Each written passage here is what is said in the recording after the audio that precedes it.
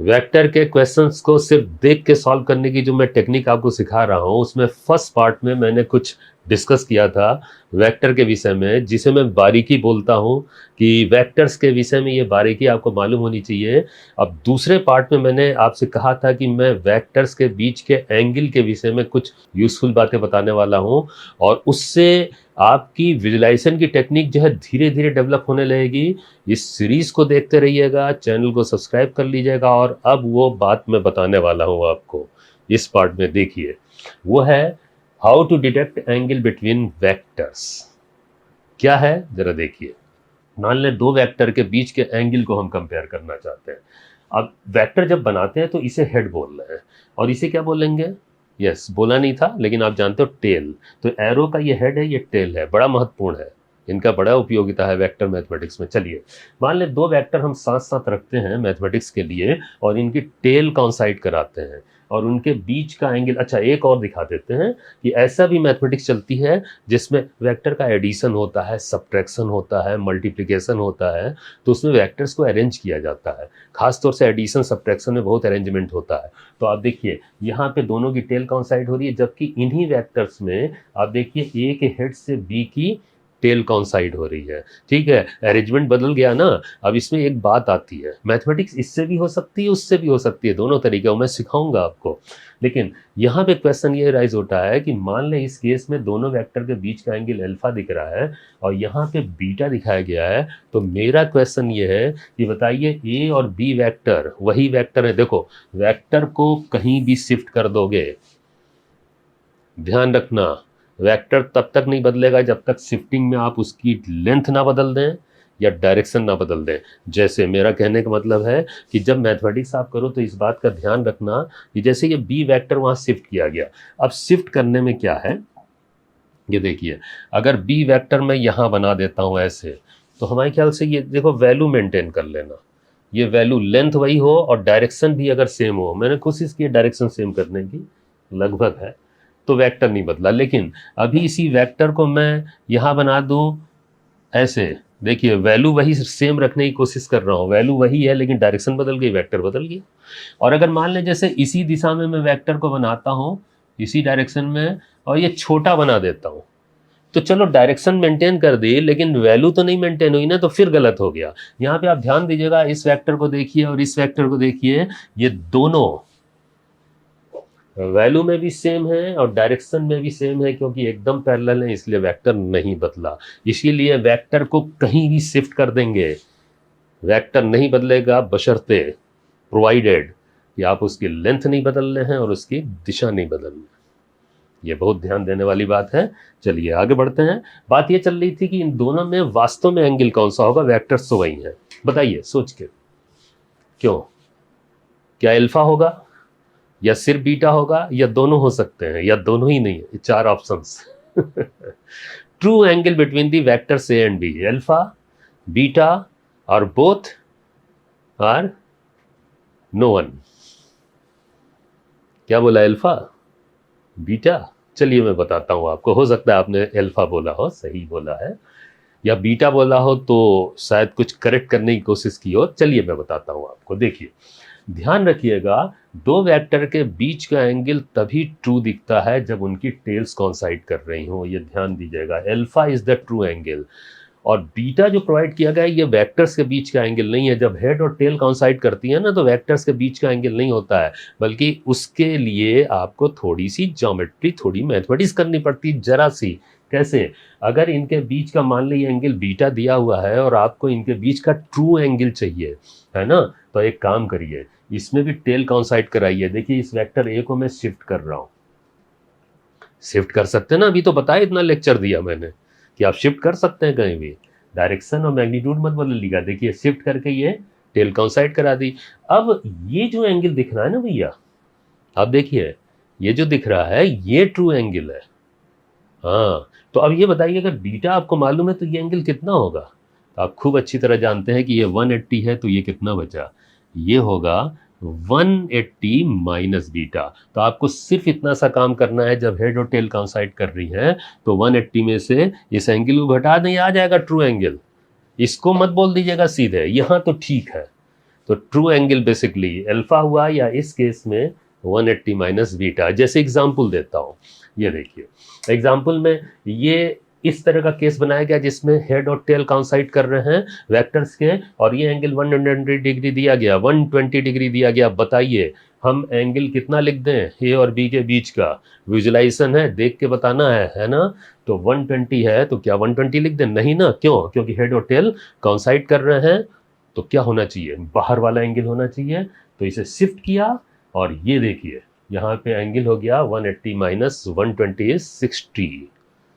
Okay, shift तो आप नहीं ना कर पाओगे कॉपी में, तो आप क्या करोगे? ऐसे करोगे, देखो ले जाओ वापस। ये देखो, सिर्फ आपको ये करना, हेड और टेल काउंसाइड कर रहा है ना, तो ये एंगल मत बताइए, बाहर वाला एंगल बता दे। इसी में अलर्ट रहना है। अगर टेल्स काउंसाइड कर रही है तो कोई दिक्कत नहीं है, डायरेक्ट बता सकते हैं। ध्यान रहेगा ना। एक चीज और, एक कॉम्बिनेशन और होता है, वो भी दिखाता हूं आपको। यहाँ तो हेड और टेल काउंसाइड कर रहा था या टेल काउंसाइड कर रहे थे, तो देखिए ये टेल और टेल काउंसाइड कर रहे हैं, ठीक है, ये एंगल हो गया। हेड और टेल काउंसाइड कर रहे हैं तो बाहर वाला एंगल हो गया। लेकिन एक केस और दिखाता हूं मैं आपको, ध्यान दीजिएगा, ये कॉम्बिनेशन और। ये देखिए, ये तो ट्रू एंगल है, ये भी ट्रू एंगल है, ऑफ कोर्स दोनों में टेल काउंसाइड कर रहे हैं। लेकिन जरा वहां ध्यान दीजिएगा क्या कर रहा हूं मैं। देखिए, मान लें बी को पीछे शिफ्ट किया, देखिए बी को शिफ्ट कर रहे हैं, है ना, और ए को भी शिफ्ट कर रहे हैं, ठीक है। अब ये बताइए इन दोनों के बीच का एंगल इस समय क्या दिख रहा है ना। ये देखिए, ये ट्रू एंगल था ना, ये भी तो यही होगा। कैसे ये लिखा? Vertically opposite angle. ज्योमेट्रिकली आप जानते हो, ज्योमेट्री में ये वर्टिकली अपोजिट एंगल्स कहलाते हैं। ये देखो इक्वल हो गए, है ना। तो ये अल्फा, इसका मतलब हो गया कि जो ट्रू एंगल है इस केस में भी अपीयर हो सकता है जब दोनों वेक्टर के हेड काउंसाइड करें, दोनों वेक्टर के हेड भी काउंसाइड करें, है ना। ओके, ठीक है।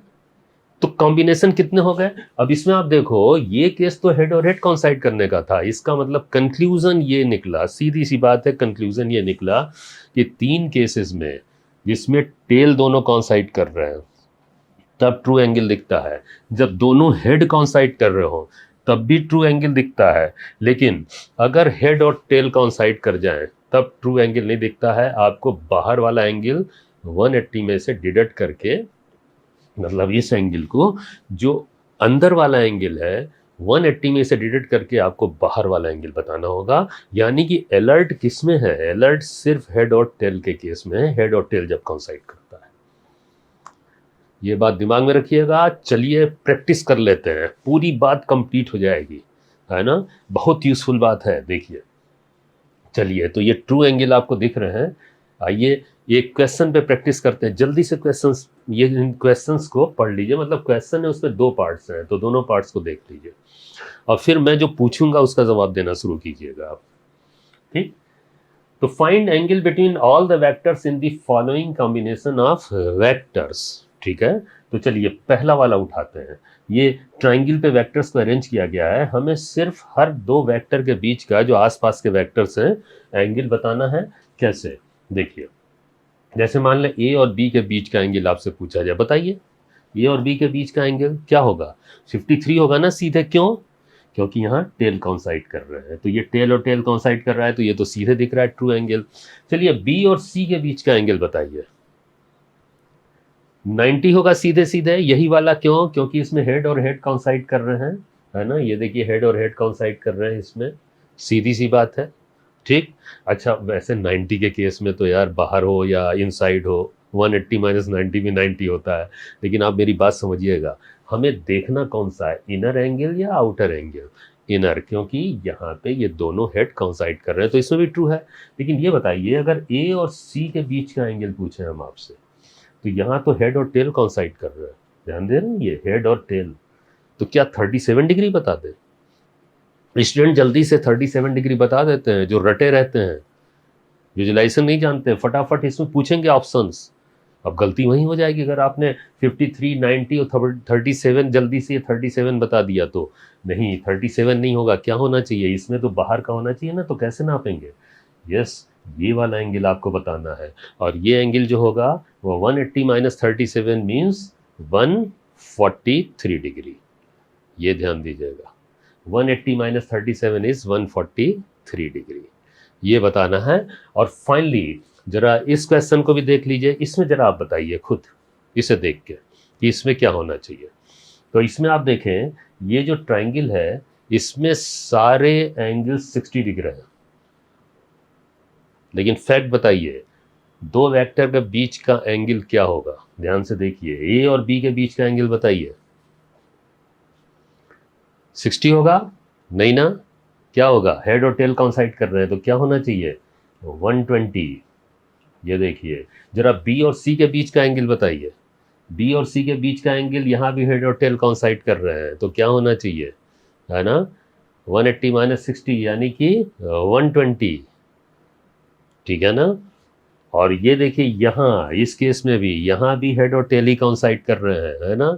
तो क्या एंगल होना चाहिए यहाँ भी 60 नहीं होगा, यहाँ भी बाहर का ही एंगल होगा और वो क्या होगा 120। यानी कि एक बड़ा स्पेशल सा केस है। इस ट्राइंगल को देखें तो इसमें सारे एंगल 60 दिख रहे हैं, लेकिन वास्तविकता है कि अगर वेक्टर्स के बीच का एंगल बताया जाएगा तो एक भी एंगल 60 नहीं है, सब 120 120 120। मैक्सिमम स्टूडेंट इसे गलत करते हैं, वो तो जल्दी से देखा और बता दिया एंगल जो दिख रहा है वही आंसर है। तो ऑप्शंस में ये भी होगा 60 60 60, और ऑप्शन में जो 4 ऑप्शंस होंगे उसमें ये भी होगा 120 120 120। ऑप्शन आपको सोचना है कि आप कितनी अलर्टनेस रखते हैं। तो ये कुछ बातें विजुलाइजेशन से संबंधित हैं जो दिमाग में बैठा लीजिएगा तो आगे वेक्टर निहायत आसान होता जाएगा। इस तरीके से आपने नहीं पढ़ा है, आप बहुत मैथमेटिकल हो, आप देख के सॉल्व करना सीखो, है ना? चीज़ों पे अलर्टनेस डालो, तब आपकी एबिलिटी बहुत बढ़ती चली जाएगी।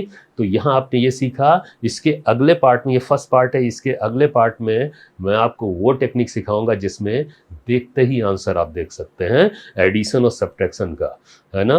तो उस पार्ट को देखिएगा ज़रूर। ये सीरीज शुरू हुई है, छोड़िएगा नहीं। आपको इस सीरीज को देखते रहना है और आप बहुत बड़ी एबिलिटी क्रिएट करने वाले हो अपने आप में। वेक्टर के उस मेथड पे आप आ जाएंगे जिसमें आप विजुलाइजेशन से चीज़ों को सॉल्व कर रहे होंगे। और इसके लिए ज़रूरी है आप चैनल को सब्सक्राइब ज़रूर कर लीजिए, है ना? जिससे आप एक भी वीडियो मिस मत कीजिएगा, है ना? बहुत कुछ सीखने वाले हैं। ठीक है, ओके।